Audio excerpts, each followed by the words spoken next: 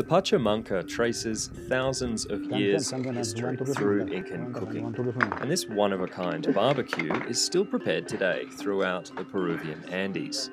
Pits can be permanent, like this one, or dug fresh into the pancha, or earth, for celebrations or even just a family meal.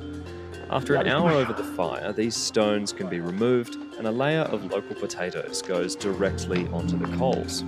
Stones are returned for maximum heat, and it's time for fresh Andean trout, lamb and chicken, spiced and wrapped in foil, clay pots or banana leaves to seal in that moisture and flavour. Traditional sides might include vegetables, fruits and beans, and of course, always finished with a heavy layer of fresh herbs. Cardboard is less traditional, but the modern twist helps keep earth away from food and retain even more moisture. But what makes the Pachamanca truly unique comes next. Several inches of earth completely seal the food inside the pit. Chefs have to be fast to lock in as much steam and flavour as possible, leaving no gaps for air to get in or out. It's an urgent process, but once it's done, they'll only be waiting 40 to 60 minutes for that food to cook.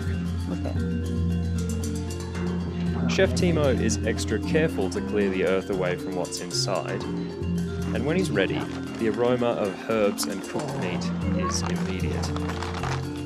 Thanks to careful placement earlier, every ingredient is cooked just right. A fresh side salad is definitely optional, but it goes well with the aromatic main course. And now, after an eager wait, it's buen provecho for the hungry guests.